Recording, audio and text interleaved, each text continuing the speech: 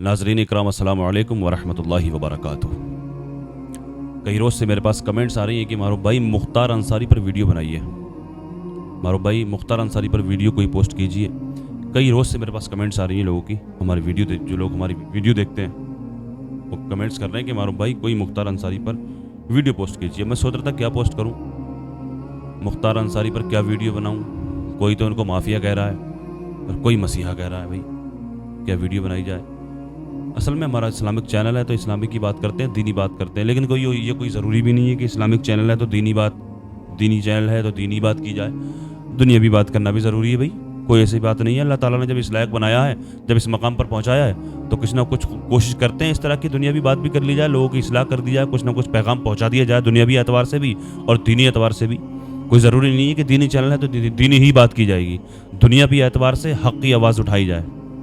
दुनियावी एतबार से हक़ की आवाज़ उठाने का सबको अधिकार है। बहरहाल मुख्तार अंसारी साहब के ताल्लुक़ से क्या बात करूं मैं यार। कल रात में वीडियो देख रहा था, मुख्तार अंसारी की वीडियो देख रहा था मैं।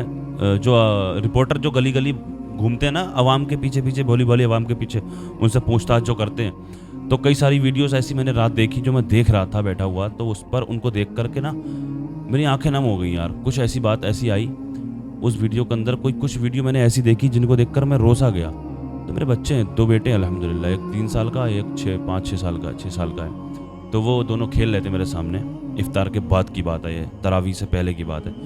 देख रहा था बैठा हुआ मैं, तो मेरी आंखों में आंसू आ गए। तो उसने पहचान लिया, मैंने चश्मा हटा के आँखें साफ कर रहा था मैं। तो बोला, बाबा जान आप रो क्यों रहे हो, बाबा जान आप रो रहे हो, बाबा जान आप क्यों रो रहे हो। मैंने कहा टालने की कोशिश की, लेकिन वो पीछे पड़ गया। मेरे छोटे बच्चे पीछे पड़ जाते हैं, क्या आप बाबा जान क्यों रो रहे हैं। तो मैंने कहा बेटे ये मुख्तार अंसारी है।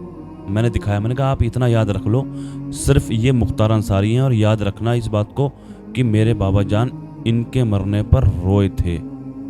कुछ लोग कह रहे हैं कि इनको मार दिया गया, कुछ लोग कह रहे हैं कि ये अपनी मौत से मरे। सिर्फ इतना याद रख लो कि मेरे बाबा जान इनके मरने पर रोए थे। जब आप बड़े हो जाओगे तो खुद समझ जाओगे कि मेरे बाबा जान क्यों रोए थे। अब छोटे बच्चों को क्या समझाया जाए, क्या बताया जाए।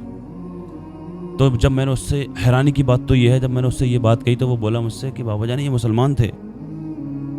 उसने ये बात कही अचानक कि बाबा जान ये कि मुसलमान थे। अब आप अंदाज़ा लगाइए, हालांकि ऐसी कोई बात नहीं, हम नहीं करते बच्चों के सामने ऐसी कोई बात, हमारे घर में ऐसी कोई बात होती भी नहीं हिंदू मुस्लिम वाली, लेकिन सोशल मीडिया का दौर है मेरे अजीज़ों, ये समझ सकते हैं आप। 5-6 साल का बच्चा खूब मोबाइल चलाना जानता है। आजकल के बच्चे खूब मोबाइल चलाते हैं, 5-6 साल के बच्चे। और आपको ये भी अच्छे से मालूम होगा कि सोशल मीडिया पर जो ये मीडिया वाले जो भौंकते फिरते हैं, इनकी ज़बान पर सिर्फ हिंदू मुस्लिम ही रहता है। हिंदू मुस्लिम के अलावा कोई बात नहीं है सोशल मीडिया पर और इन गोदी मीडिया के ज़बान पर, या फिर जो सी भी मीडिया, चाहे गोदी मीडिया है चाहे कोई सी मीडिया हो, इनके ज़बान पर हिंदू मुस्लिम ही रहता है ज़्यादातर। तो बच्चे भी देखते हैं यार हिंदू मुस्लिम, तो उसकी ज़बान से यही बात निकली, क्या पता कुदरती ऐसी बात निकली कि बोला कि बाबा जान ये मुसलमान थे। मैंने कहा हाँ बेटा ये मुसलमान थे, अब इतना याद रखना, इनको पहचान लो, और आगे चल के आप जब बड़े हो जाओगे तो खुद समझ जाओगे कि मेरे बाबा जान क्यों रोए थे। बहरहाल जो वीडियो थी, जो मेरी आंखों में आंसू आए थे, यकीनन आप भी इस वीडियो को देखेंगे तो आपकी आंखों में भी आंसू आ जाएंगे। समझने की कोशिश करें इसको। हिंदू भाइयों से, हिंदू हैं ये सब, जो भी बोल रहे हैं मुख्तार अंसारी के ताल्लुक़ से जो भी बात कर रहे हैं, ये सब हमारे हिंदू भाई हैं ज़्यादातर। इन वीडियो को देखिए, यकीनन आंखों में आंसू आ जाएंगे कि हम लोगों का मदद करने वाला अब आगे कौन आएगा। हमारी माँ बहन बेटियों की इज्जत आबरू के साथ जो खिलवाड़ करने वाले लोग थे, उनका पंजा मोड़ने का काम कौन करेगा।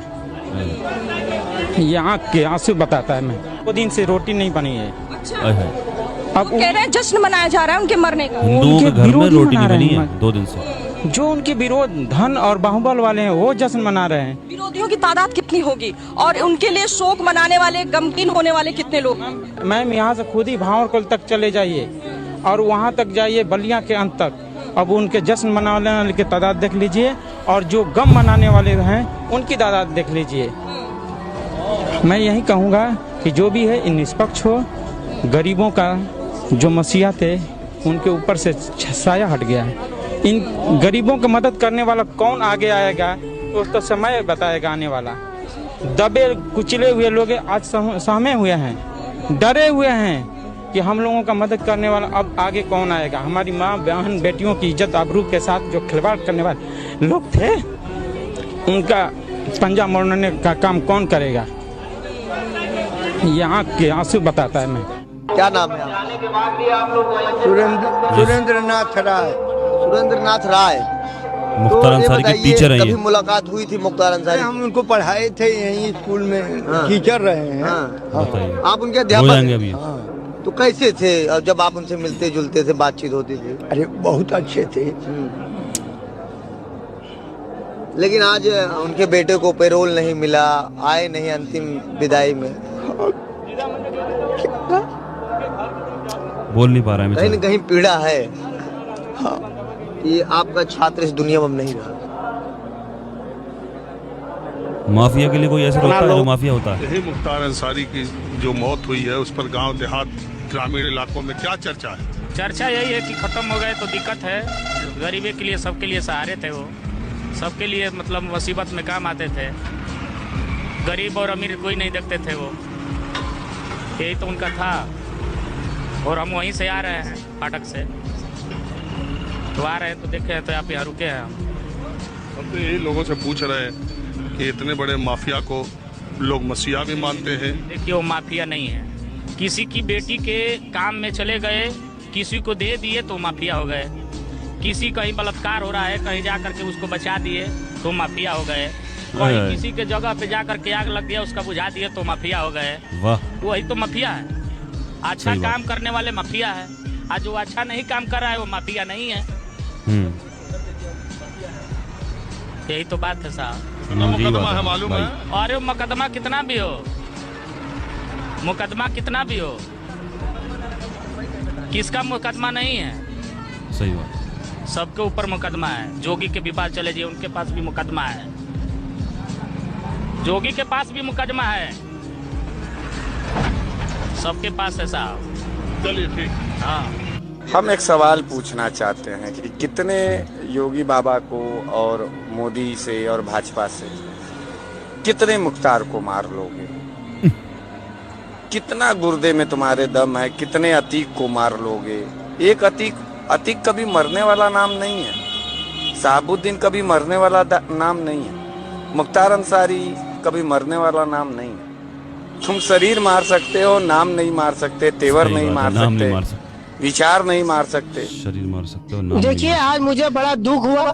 मैं भी एक हिंदू है, मेरा नाम रंजीत सिंह।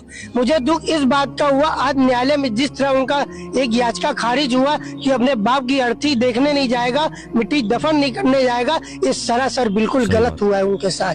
वो एक स्वतंत्रता सेनानी परिवार का सदस्य था। इसमें कितने बलात्कारी हैं जो पैरल पे छूट जाते हैं, महीनों में घर पे रहते हैं, उनके लिए पूरी छूट है। आज हमारे देश में स्वतंत्रता सेनानी परिवार मुख्तार अंसारी का परिवार का एक बेटा अपने पिता की अर्थी के दफन नहीं कर पाया, कितनी अफसोस की बात है। अगर यही रहा तो हमारे देश के न्यायालय से आस्था जो होती है उससे भरोसा टूट जाएगा। गरीब के हक के लिए लड़ते हैं, गरीब के लिए आवाज उठाते हैं। आप जैसे महान पत्रकार उनको माफिया कहते हैं, और जो वास्तव में माफिया हैं, जो गरीबों की जमीन हड़प रहे हैं, जो गरीबों का घर हड़प रहे हैं, गरीबों का हक अधिकार मार रहे हैं, जिनके ऊपर 100 मुकदमे हैं, आप जैसे पत्रकार के जबान से उनके लिए माफिया शब्द नहीं करते। वो गरीबों का रॉबिन हुड था, 5 बार का विधायक था, जेल में रहते हुए जनता ने उसको विधायक बनाया। क्या बात करते हैं आप? मुख्तार अंसारी जैसे माफिया उनकी मौत पर क्या कहेंगे? फिर आप कह रहे हैं मुख्तार अंसारी पूर्व विधायक और वहाँ के गरीबों की मसीहा है, और जो वास्तव में डान है, जिनके ऊपर 100 मुकदमा है। इस प्रदेश के मुख्यमंत्री जिन पे 50 मुकदमे थे, जिन्होंने अपना मुकदमा स्वयं वापस लिया। इस प्रदेश के उप मुख्यमंत्री जिन पे सैकड़ों मुकदमे, जिन्होंने अपना मुकदमा वापस लिया। पहले आप उनको माफिया कहिए, फिर उसके बाद बात करिए। कुल्लु नफ्सिन ज़ाइक़तुल मौत, क्या मायना है इसका? हर एक जानदार चीज़ को मौत का जायका चखना है, हर एक चीज़ को। यानी मुख्तार अंसारी को, अतीक अहमद को, या मुझे या आपको, हर इसका मायना है हर एक जानदार चीज़ को मौत का जायका चखना है। सबको मौत आनी है, मुझे और आपको हर एक ना एक दिन सबको मौत आनी है। तो मौत थी इन लोगों की। सबसे बड़ी खुशनसीबी की बात तो ये देखिए, ताज्जुब की बात, ये जो शहाबुद्दीन की जो मौत हुई ये भी रमज़ान के महीने में, अतीक अहमद की मौत हुई वो भी रमज़ान के महीने में, और इनकी मुख्तार अंसारी की इनकी मौत हुई इनकी भी रमज़ान के महीने में। कितने खुशनसीब लोग हैं यार, ये कितना मुबारक पाक माह मुक़द्दस, कितना मुबारक महीना इन लोगों को मिला। कितनी खुशनसीबी की बात है, बड़ी खुशनसीबी समझा जाता है जो रमज़ान के महीने में जिनको की मौत होती है। जिनका इंतकाल होता है। लिहाजा अल्लाह की बारगाह में दुआ है अल्लाह तबारक व तआला इनकी बख्शिश व मग़फ़िरत फरमाए, इनको जन्नत में जगह नसीब फरमाए। मजाक बनाई जाती है इस चीज़ पे, जन्नत में मिल। कमेंट्स देख रहे हैं हम लोग, वो इनकी रिकॉर्डिंग एक वायरल हुई है, जिनकी बेटी बात कर रही है इनसे कि पापा आप ठीक हैं, पापा आप ठीक हैं। तो उन्होंने कहा बेटा मैं ठीक हूँ। तो वो उस पर कमेंट्स कर रहे हैं, कुछ लोग कह रहे हैं कि वो पापा अब नहीं है, पापा हुरों से मिल गए जाके। कोई बात नहीं है, करिए आप जैसा जो मन में आता वो लिखिए, आप जो मन में आता बोल दिए। हम फिर भी यही दुआ करेंगे अल्लाह पाक मुख्तार अंसारी साहब को जन्नत में जगह नसीब फरमाए, अल्लाह तबारक व तआला उनकी बख्शिश व मग़फ़िरत फरमाए। वो गुनाहगार अगर थे भी तो अल्लाह पाक उनके गुनाहों को माफ़ फरमाए, अल्लाह पाक समझ अता फरमाए, हिदायत अता फरमाए। अस्सलामु अलैकुम व रहमतुल्लाहि व बरकातुहू।